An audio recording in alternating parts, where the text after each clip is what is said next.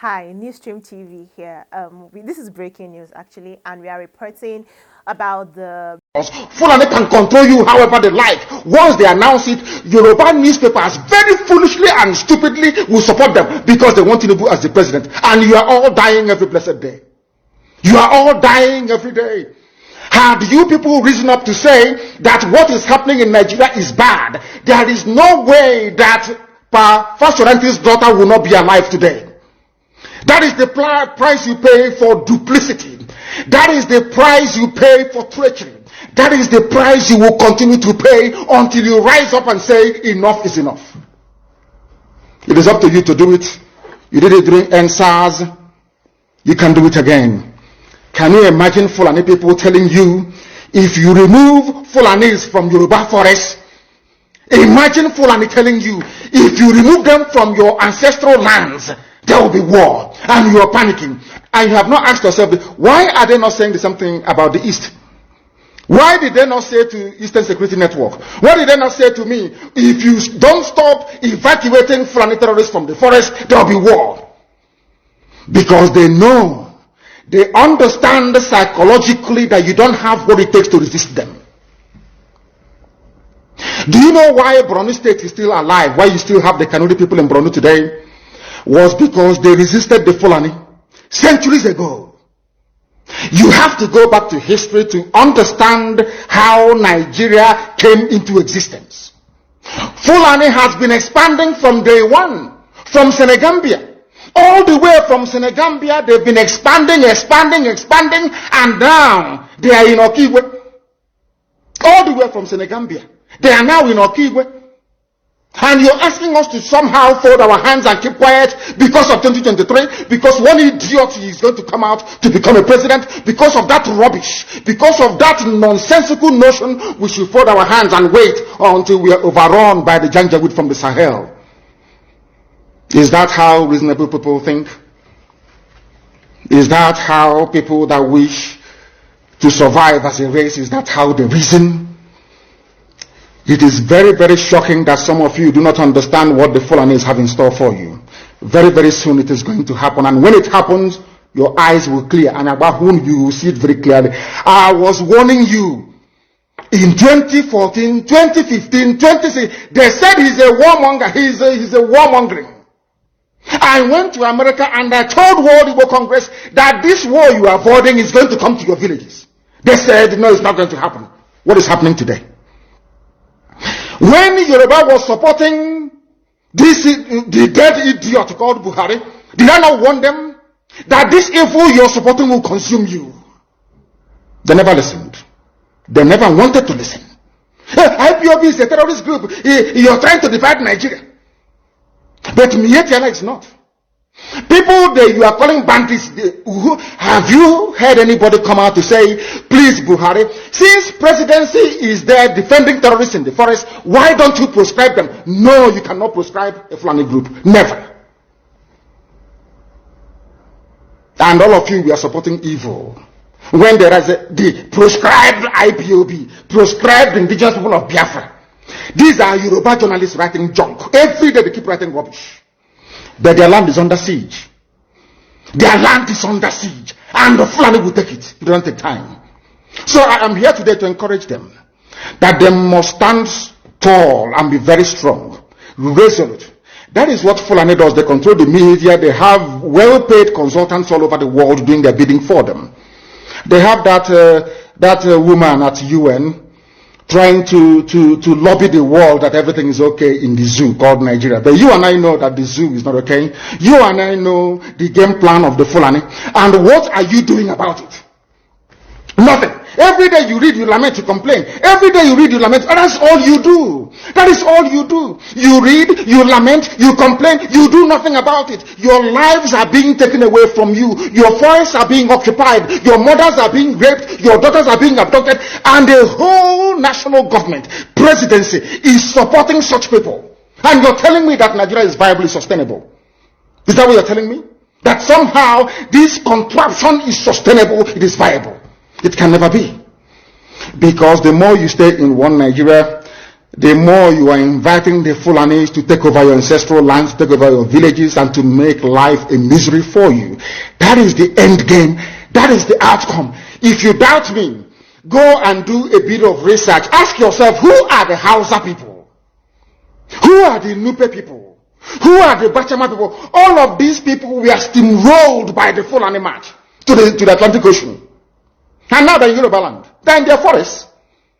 They are in their forests. And who is going to drive them away from there? If not the Yoruba youths. Forget about your useless governors. Your elders are very strong. I love Yoruba elders. The way they behave, the way they talk. Very, very strong. They say they support Akeredolu. This is the governor of Ondo State. They support him in what he's doing. People must come out to say that enough is enough. When you travel to the north, do you live in the forest in the north? The Igbo people in Sabongeri in Kanu, are they living of course it's Hausa land, are they living in the forest? They came to the town, they work very hard, they build houses, they build mansions, they develop the entire place. Is that not what they do? What are Fulani people doing in our forest? Nobody can answer. Alright guys, finally the federal government of Nigeria, led by President Bola Ahmed Tinubu, has been exposed. The shocking truth about Nnamdi Kanu's trial and Justice James Omotosho evil plots against the IPOB leader to jail him. And you see, this is not just about jailing. Mazi Nnamdi Kanu have spent 4 good years in detention. Yes, without nothing. Without knowing his fate. And he's still here. Because we don't even know when they are going to let him go. Now, the most painful part of it is that Nigerian government, they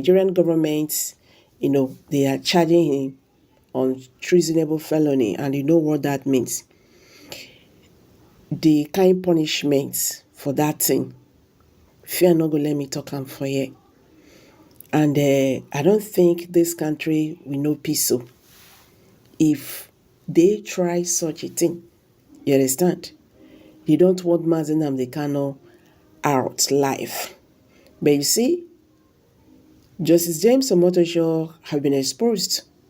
I told you guys that this man should not be trusted, just like Binta, Inyako, and every other judges that have presided in this Mazi Nnamdi Kanu's case.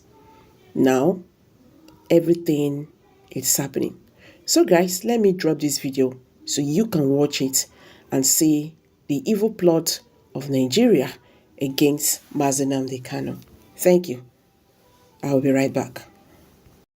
There's a brewing storm in Nigeria surrounding Nnamdi Kanu, the leader of the indigenous people of Biafra, IPOB. Recent claims from activist Omoyele Sowore are raising eyebrows across the country. Sowore has alleged that the current administration under President Bola Tinubu is conspiring with the judiciary to potentially sentence Kanu to death or life imprisonment.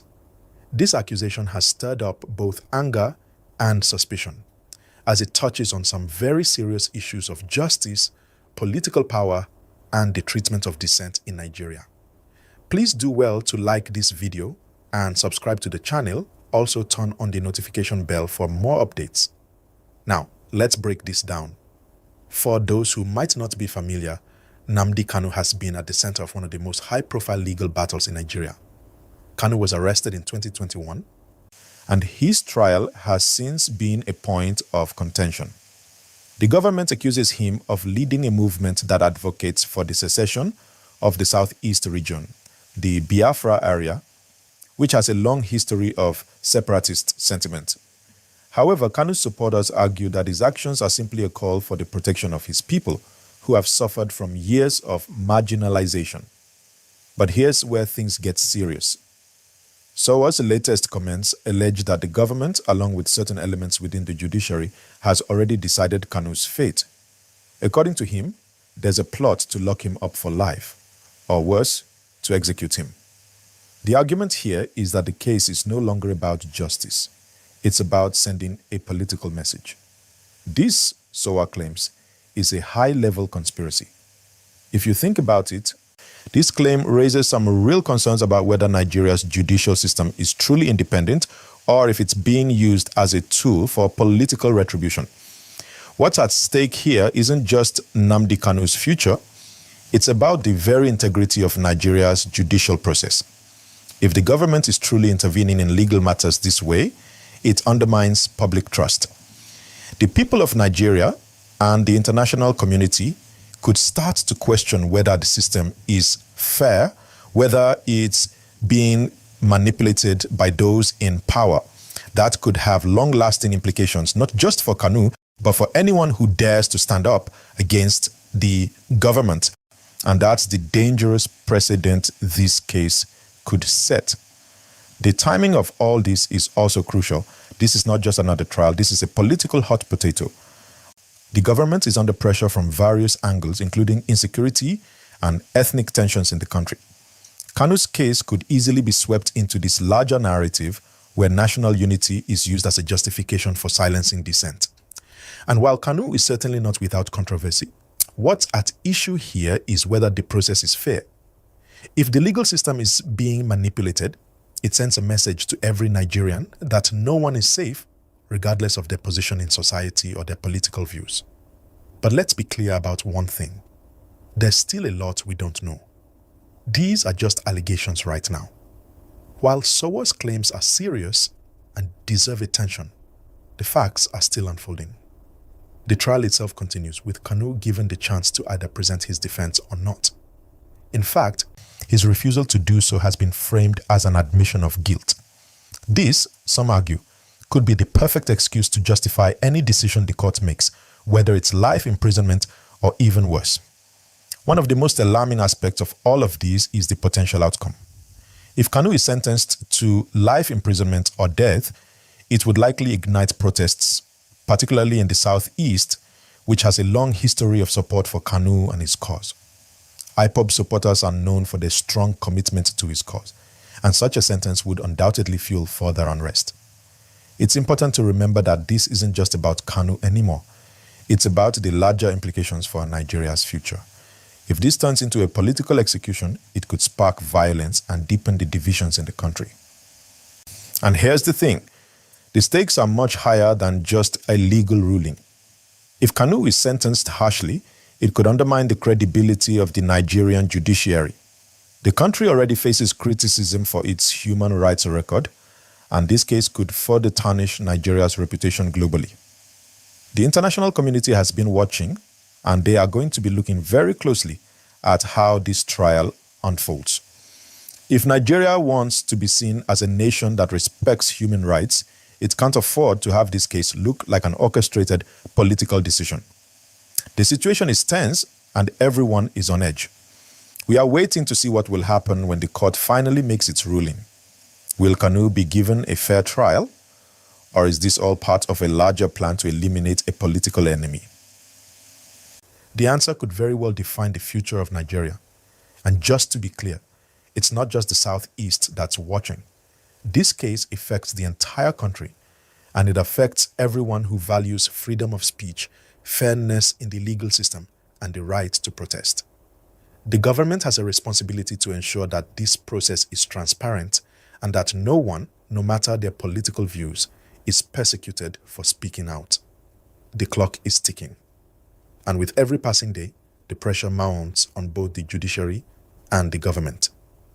How long before this explosive situation reaches its boiling point? And if the government doesn't back down, how will the people react? We have to ask ourselves, what is the future of Nigeria if people feel that the government can silence them with impunity? How long will it take before we lose faith in the institutions that are meant to protect us? All right, let's keep this going. So, with everything we've discussed, you can see why this trial has become so significant, not just for Nnamdi Kanu, but for the entire country. The outcome could potentially shape the way Nigerians view their government, their legal system, and their freedom of expression moving forward. This isn't just about a single individual anymore. It's about the very core of what it means to live in a country that claims to be democratic. Now, let's look at the broader implications. Whether Kanu is guilty or not, the treatment he's receiving raises critical questions about how the Nigerian government handles dissent. The accusations that Sowo is making about a high-level conspiracy to sentence Kanu to death or life imprisonment paint a picture of a government willing to go to great lengths to silence its opposition. And even if those claims turn out to be untrue, the fact that they're being made at all speaks to a growing sense of distrust between the government and the people. It's easy to see why Sowore's comments are catching fire. For many Nigerians, the thought of the government conspiring with the judiciary to silence a political opponent is a deeply unsettling one, especially when you think about the historical context. In the past, the government has been accused of similar tactics, using the legal system as a weapon to stifle opposition. And this time, the stakes are even higher. Kanu is not just a political figure. He is a symbol for many people who feel marginalized by the central government.